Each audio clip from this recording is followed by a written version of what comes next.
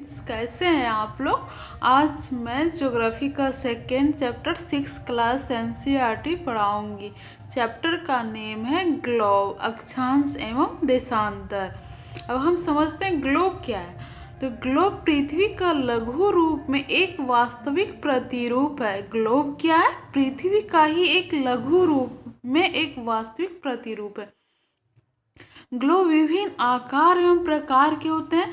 जैसे बड़े ग्लोब जिसे आसानी से एक स्थान से दूसरे स्थान पर नहीं ले जाया जा सकता है, लेकिन छोटे ग्लोब तथा गुब्बारे जैसे ग्लोब जिसे आसानी से एक स्थान से दूसरे स्थान तक ले जाया जा सकता है। तो हम लोग ग्लोब समझ गए। ग्लोब क्या है? पृथ्वी का ही एक लघु रूप है, छोटा रूप है। अब आगे देखते हैं। हम लोग पिछले अध्याय में पढ़ चुके हैं कि पृथ्वी गोलाकार नहीं है। वो क्या है कि उत्तरी तथा दक्षिणी ध्रुवों पर थोड़ी चपटी है। जैसे ये दो ध्रुव आप लोग को दिख रहा है, ये दक्षिणी ध्रुव हो गया, ये उत्तरी ध्रुव। तो यहाँ पे थोड़ा सा चपटा है और बाकी का पोर्शन जो उभरा हुआ है, इसीलिए हम इसे भू-आव कहते हैं। तो अब हम आगे देख लेते हैं क्या है।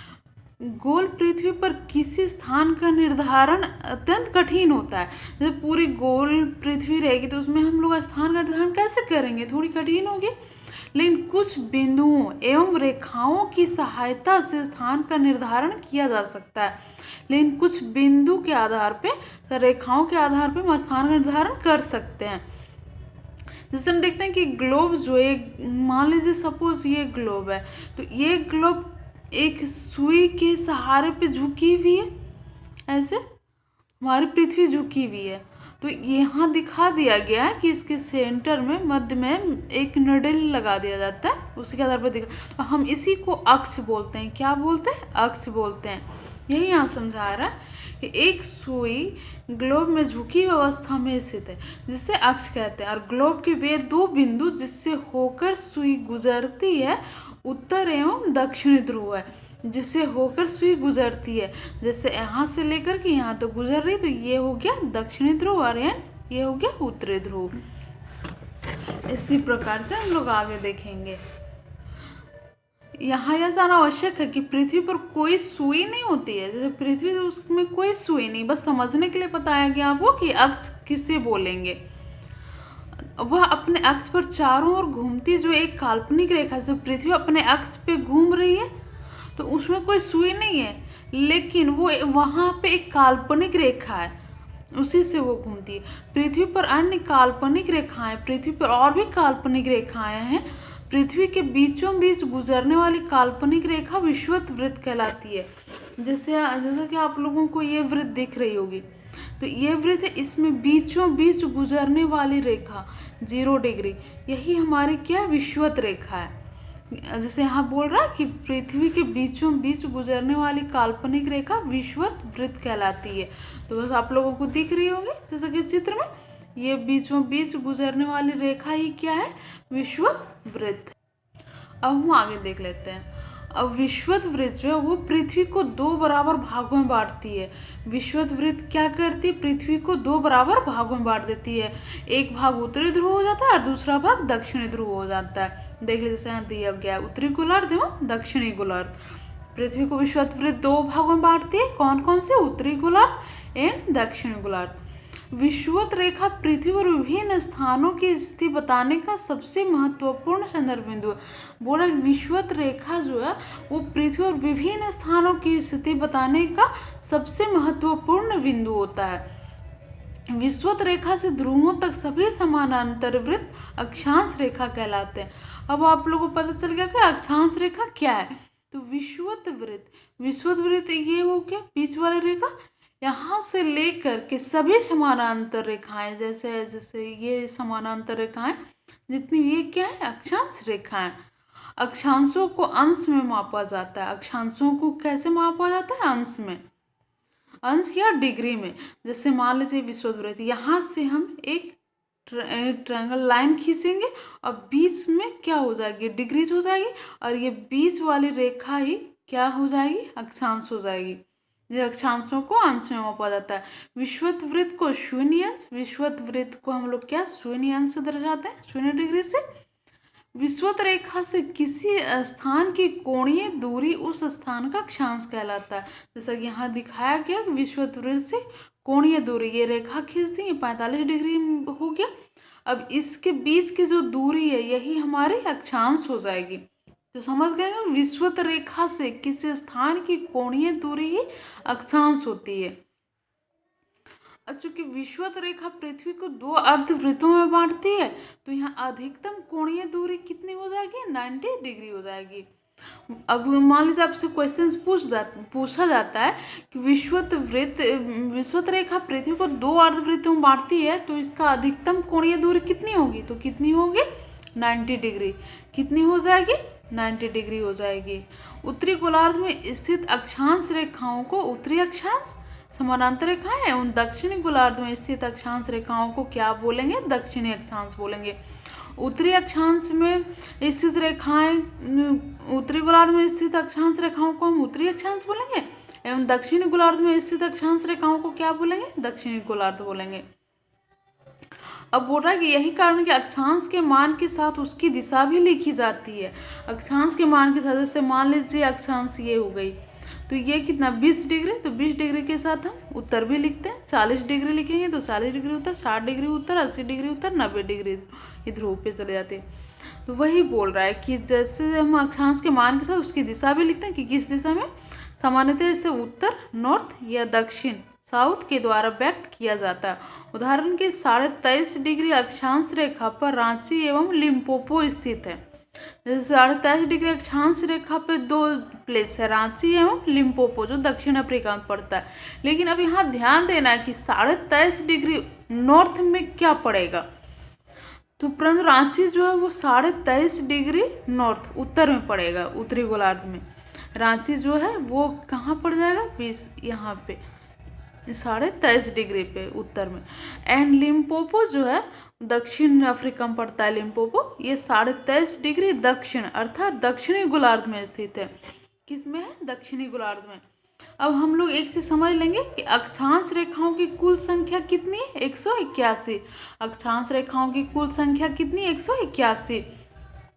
एंड एक और क्वेश्चन बनता है कि 2 अक्षांश रेखाओं के बीच की दूरी कितनी होती है? तो 2 अक्षांश रेखाओं के बीच की दूरी लगभग 111 किलोमीटर है। कितनी? लगभग 111 किलोमीटर।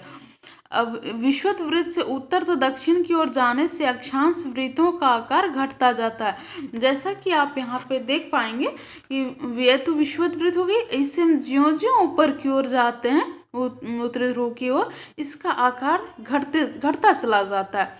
वही से बोल रहा है कि विषुवत वृत्त से उत्तर तथा दक्षिण की ओर जाने से अक्षांश वृत्तों का आकार घटता चला जाता है। अब हम लोग देख लेते हैं महत्वपूर्ण अक्षांश रेखाएं, पढ़ लेंगे महत्वपूर्ण अक्षांश रेखाएं। विषुवत रेखा से किसी समान कोणीय दूरी वाले स्थानों को मिलाने वाली रेखा को अक्षांश रेखा कहते हैं। अक्षांश रेखा किसे कहेंगे? तो विषुवत रेखा से किसी समान कोणीय दूरी वाले स्थानों को मिलाने वाली रेखा को ही हम लोग क्या बोलते हैं? अक्षांश रेखा। विषुवत रेखा से लेकर के, इस विषुवत रेखा से लेकर के किसी समान दूरी, कोणीय दूरी को मिलाने वाली रेखा को ही हम लोग, जैसे ये दूरी मिला रही तो इसे ही अक्षांश रेखा कहेंगे। अब इसमें अक्षांश रेखाएं सदैव पूर्व से पश्चिम की ओर खींची जाती है। अक्षांश रेखाएं जो है वो पूर्व से पश्चिम की ओर खींची जाती है, ऐसे ऐसे याद रखेंगे। विषुवत वृत्त 0 डिग्री, उत्तरी ध्रुव 90 डिग्री नॉर्थ, दक्षिणी ध्रुव 90 डिग्री साउथ के अतिरिक्त 4 अन्य महत्वपूर्ण अक्षांश रेखाएं और भी हैं। कौन कौन सी हैं? उत्तरी गोलार्ध में कर्क रेखा 23.5 डिग्री नॉर्थ हो जाएगा। एंड कौन सा हो जाएगा दूसरा में? दक्षिणी गोलार्ध में मकर रेखा 23.5 डिग्री साउथ हो जाएगा। एंड तीसरा उत्तरी गोलार्ध में उत्तरी ध्रुवीय वृत्त 66.5 डिग्री नॉर्थ हो जाएगा। 66.5 डिग्री नॉर्थ, जैसा कि आप लोग को ये फिगर में दिख रहा होगा, 66.5 डिग्री नॉर्थ, इसको बोलेंगे उत्तरी ध्रुवीय वृत्त। एंड फोर्थ में हो जाएगा दक्षिणी गोलार्ध में दक्षिणी ध्रुवीय वृत्त 66.5 डिग्री साउथ, ये वाली 66.5 डिग्री साउथ हो जाएगी। अब हम लोग आगे देख लेते हैं पृथ्वी के ताप का कटिबंध। एक चैप्टर। तो दो अक्षांश रेखाओं के बीच का भाग क्या कहलाता है? कटिबंध कहलाता है। दो अक्षांश रेखाओं के बीच के भाग को हम क्या बोलेंगे? दो अक्षांश रेखाओं के बीच के भाग को ही हम लोग क्या बोलते हैं? कटिबंध बोलते हैं। पृथ्वी के अपने अक्ष पर झुकी होने के कारण कर्क और मकर रेखाओं के बीच सूर्य की किरणें वर्ष भर लगभग लंबवत पड़ती हैं। क्या होती है? पृथ्वी अपने अक्ष पे झुकी है, इसके कारण कर्क रेखा एंड मकर रेखा पे सूर्य की किरणें लंबवत पड़ती हैं, इसलिए इस क्षेत्र में सर्वाधिक सूर्यातप की प्राप्ति होती है। इसलिए सूर्य की रोशनी इस क्षेत्र में सर्वाधिक प्राप्त होती है, अतः इसे हम क्या बोलेंगे? उष्णकटिबंध बोलेंगे। अब इसमें देख लेंगे, जैसे कर्क एंड मकर वाले क्षेत्र में क्या होती है? पृथ्वी की झुकी होने के कारण सूर्य की रोशनी अधिक पड़ती है, इस वजह से यहाँ अधिक तापमान होता है, तो इसलिए हम इसे कौन सी कटिबंध बोलेंगे? तो उष्ण कटिबंध बोलेंगे। अब आगे हम देख लेते हैं, इस प्रदेश में जलवायु परिवर्तन की स्थिति नहीं देखी जाती है। यहाँ पे जलवायु परिवर्तन की स्थिति नहीं मिलती है, क्योंकि यहाँ सालों भर ग्रीष्म ऋतु पाई जाती है, सालों भर गर्मी पड़ती है, क्योंकि सनलाइट यहाँ पे डायरेक्ट पड़ती है, इसीलिए कर्क और मकर रेखा के बीच वाले क्षेत्र में। अब आगे देख लेते हैं, कर्क एवं मकर रेखाओं से ध्रुवों की ओर सूर्य की किरणें तिरछी हो जाती हैं। अब कर्क एवं मकर रेखाओं से जो हम ध्रुवों की ओर जाएंगे तो सूर्य की किरणें तिरछी हो जाती हैं। यही कारण है कि उत्तरी गोलार्ध में कर्क रेखा एवं उत्तरी ध्रुवीय वृत्त तथा दक्षिणी गोलार्ध में मकर रेखा एवं दक्षिणी ध्रुवीय वृत्त के बीच वाले भाग का तापमान मध्यम रहता है। इसे हम क्या बोलेंगे? शीतोष्ण कटिबंध। जैसे कि आप लोग देख लीजिए यहाँ पे इस फिगर में, जैसे ये कर्क रेखा से ध्रुवों की ओर एंड मकर रेखा से दक्षिणी ध्रुव की ओर। जैसे ही हम लोग आगे बढ़ते हैं तो पृथ्वी झुकी हुई, इसके कारण क्या होता है कि जैसे ही हम लोग ध्रुवों की ओर जाते हैं किरणें तिरछी हो जाती हैं। तिरछी होने के कारण सूर्य की प्रकाश में कमी आने लगती है, इस वजह से वहाँ का तापमान मध्यम हो जाता है, इसलिए इसे हम क्या बोलेंगे? शीतोष्ण कटिबंध। तो इस वाले क्षेत्र को और इस वाले क्षेत्र को क्या बोलेंगे? शीतोष्ण कटिबंध बोलेंगे।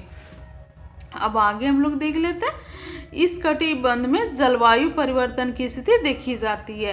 कर्क रेखा से उत्तरी ध्रुव की ओर एंड मकर रेखा से दक्षिणी ध्रुव की ओर शीतोष्ण कटिबंध पाया जाता है एंड यहाँ पे जलवायु परिवर्तन देखी जाती है। अब हम लोग यहाँ पे शीत ऋतु एवं ग्रीष्म ऋतु दोनों का अनुभव किया जा सकता है।